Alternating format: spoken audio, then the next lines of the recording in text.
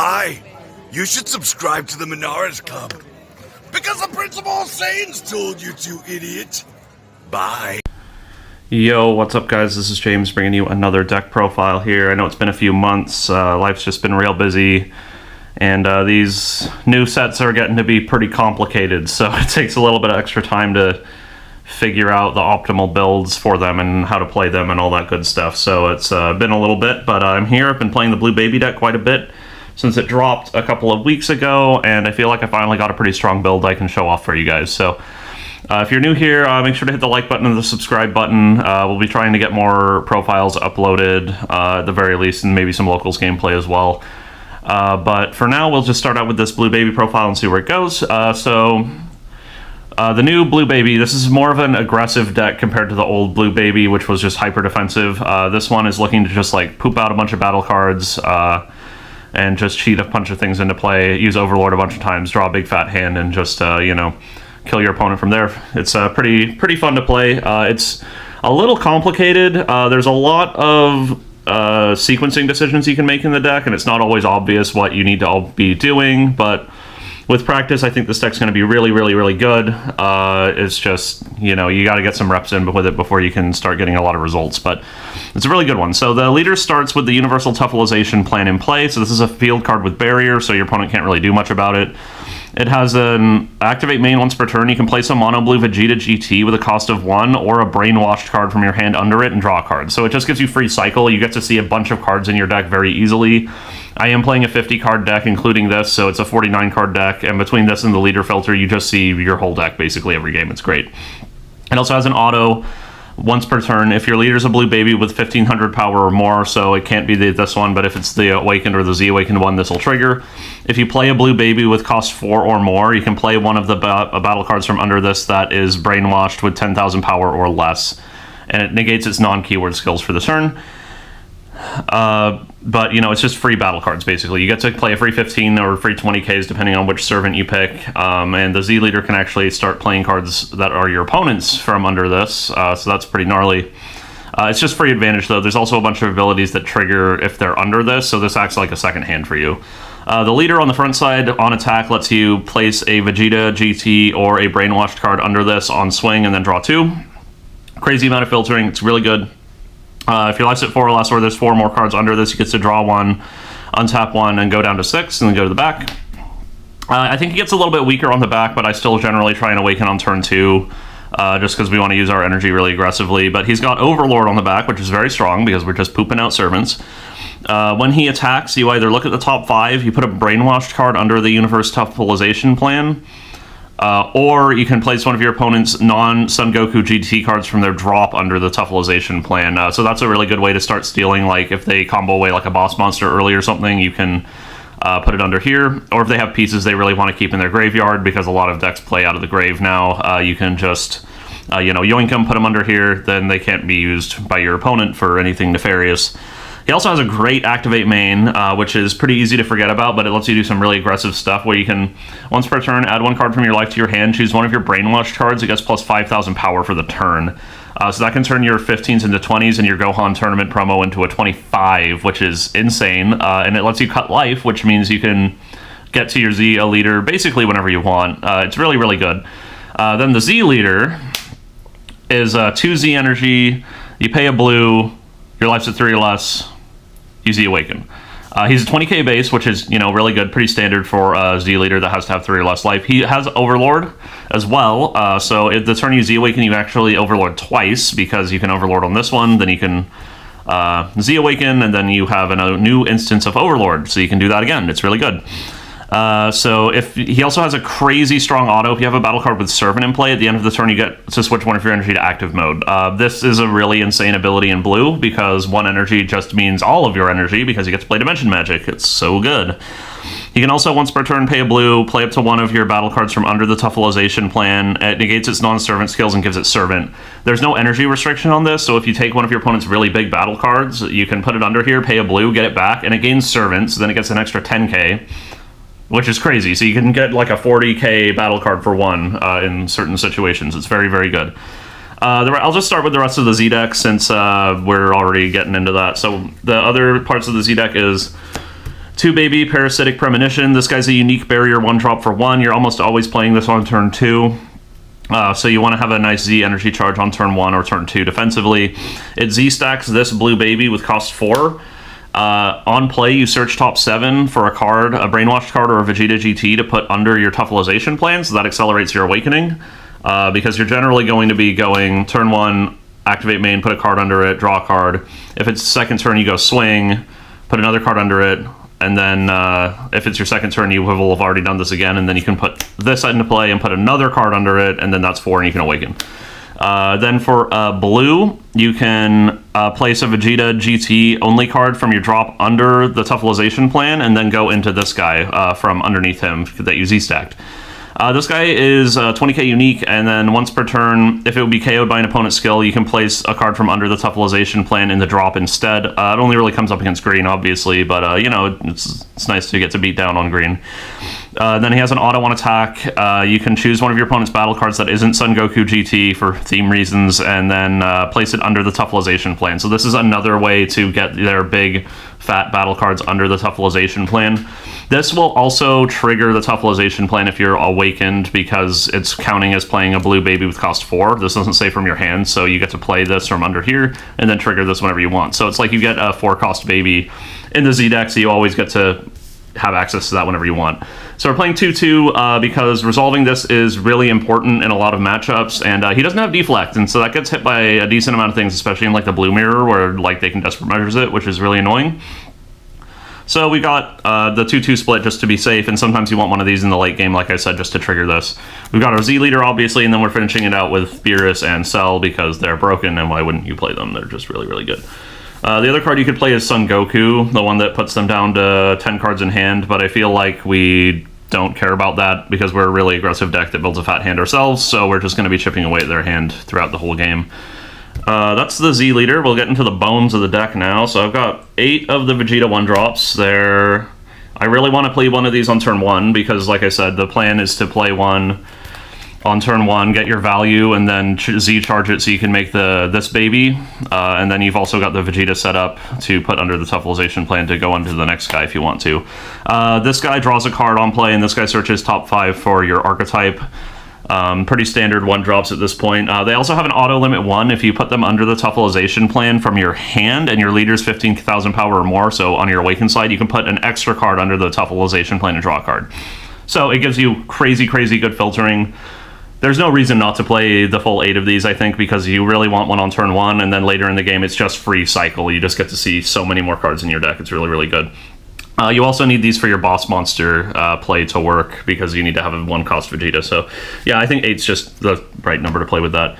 And we'll get into the brainwashed cards. I've got 4 of the Gohan TP. This card's insane. If you don't have this card, I know it's a little hard to get right now because the set just came out, but you can play the Gohan from the old Gohan from set 11 from the old baby deck instead, because he's also a 10k with Servant.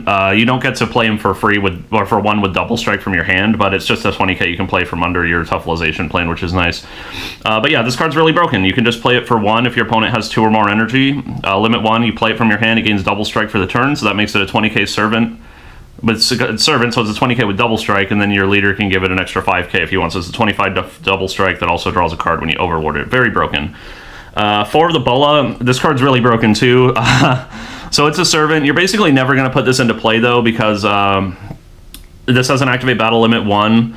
If it's your opponent's turn and you have a blue baby in a battle, you can use this card from under the Tuffleization plan. So you basically always have an extra 5k to combo with in your hand as long as these are under the Tuffleization plan. So I almost always try and jam these under here to just it's free Z energy and it's free defensive power whenever your opponent attacks you. It's just really, really strong. It's like you get 4 free combos per game. It's great. 3 of the Trunks. I was playing 4, but I cut it down once I got all the TPs because the TP is really, really good. The TP is also the only natural 10k in the deck, which means when you play it from under the Tuffleization plan, it's the only one that's 20, which is a lot more threatening than 15. But this guy is a counterattack that you can play for 1, and you can play it from under the Tuffleization plan as well. I was playing 4 because the free negates, it's not free, but the free card advantage negate is really nice, but It doesn't come up super often because you'd rather just be like Android 17 floodgating a lot of the time, and you only usually have 1 energy or 2 energy up on the opponent's turn before you demagic. So 3 just felt fine because it's a limit 1. And then we've got 3 of the Goten. I would like to put a 4th one in here. I don't really know where I would make the cut, maybe over one of the trunks and just play 2 trunks and 4 of this. This guy's a servant, and then when he's played, not just from hand, but when he's played, you get to choose one of your opponent's battle cards with energy cost equal to or greater than your opponent's energy and bottom deck it, so it's just free removal. It's really strong. I could maybe see going down to 2 of this and go to 4 of this now that I'm thinking about it, actually. That might be the right play. But yeah, these are all of your brainwashed cards. Very strong. All of them have fantastic abilities. Then we've got 4 of the baby. This is the other 4 cost we play. This is the main deck one.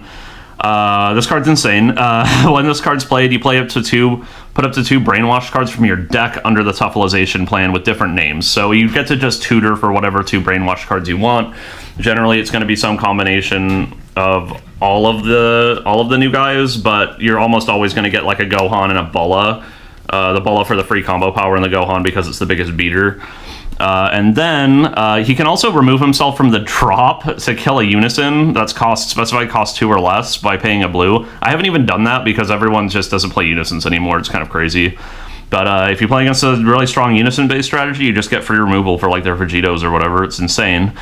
And then it has an activate main limit 1 for a blue. If your leader's a blue Z leader or you have a blue Z battle card in play, you play this card from your hand. So this is why it's important to get this out on turn 2, because this is the blue Z card that is the cheapest to get out. It has barrier, so it's almost always sticking around, and then you can play this for a blue and start getting your game plan really churning. It's a 20k for 1, which is insane too.